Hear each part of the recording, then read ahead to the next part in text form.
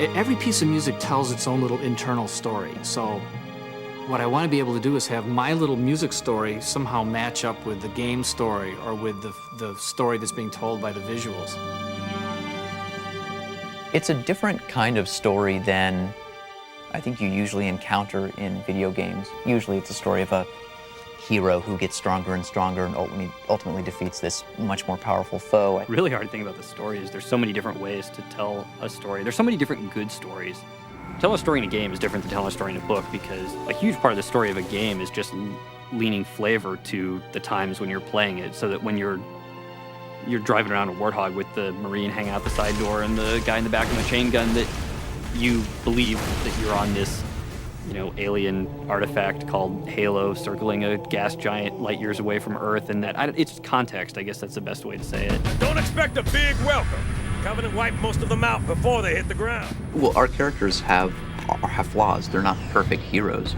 And really, Halo's story is one about salvation. It's a story of warriors with not a lot of options who have their backs up against the wall and ultimately are trying to set themselves free. Yeah, I don't know if we're crazy or stupid or we just like good stories or what, but we certainly worry about that a lot more than you might think we'd have to in a game that's mostly just about action and about not thinking.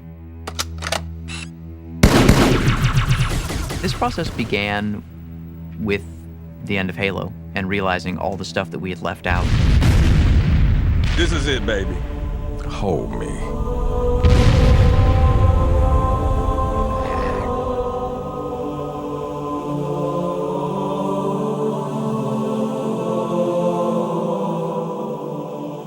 Wow, what did we really want to tell and didn't have time to, and distilling a couple of those core ideas. The entire fleet is engaged, Cortana, with respect. What the hell sort of reinforcement have you got? Jason locked himself in a room for a while and organized his core ideas, and then came to me and said, hey, these are my thoughts about a story for Halo 2.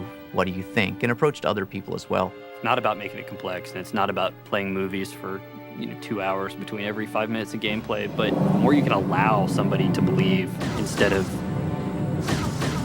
sitting in their living room at 2 a.m. trying to finish some stupid video game. There was this scene which will go down in the untold lore of Bungie, which Miranda strapped a bomb to the Master Chief's back and shoved him down a hole, and it was this horrible scene of betrayal, and Jason was going through a rather difficult breakup at the time. I think that might have had something to do with it.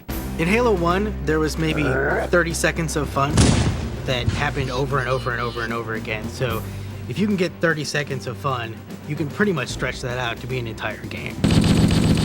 Encountering a bunch of guys, melee attacking one of them before they were aware, throwing a grenade into a group of other guys, and then cleaning up the stragglers before they could surround you.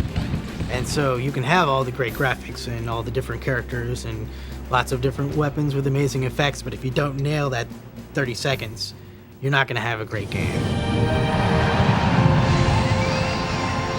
The really important thing to do now is to take all these different disciplines who are all working on their own things, and take all those pieces, take the AI code and the physics and the guys working on the levels, and then you keep doing that. You keep colliding things together until it's a game.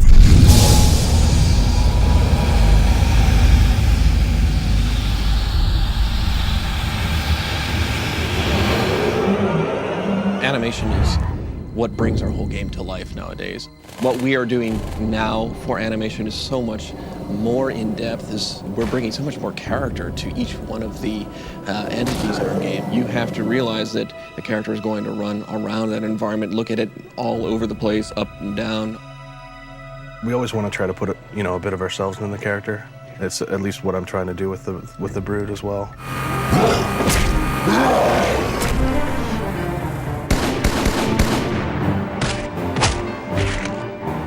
What do?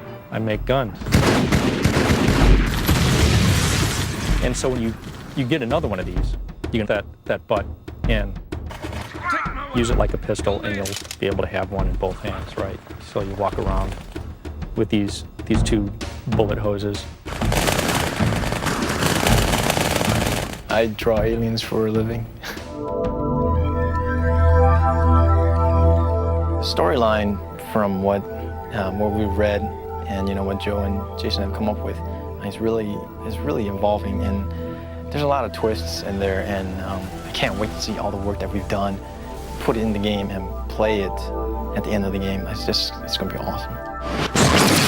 We really want it to feel like that there was history there. There's damage that existed from some battle that happened 900,000 years ago.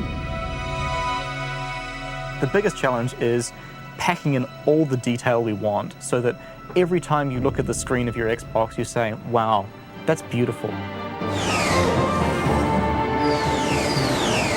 I guess we're sort of feeding off each other, so it's a really creative group of people that trust each other.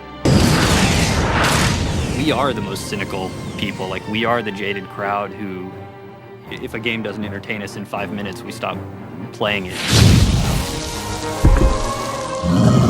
Take the player from the ruins of Halo to these ancient Forerunner facilities in the atmospheres of gas giants. It's sort of a galactic romp from one place to the next, and I think that in and of itself is going to keep the player on the edge of his seat, wondering, where am I going to be, and what do I get to do when I get there?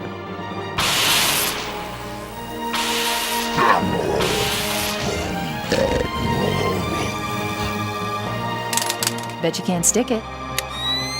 You're on.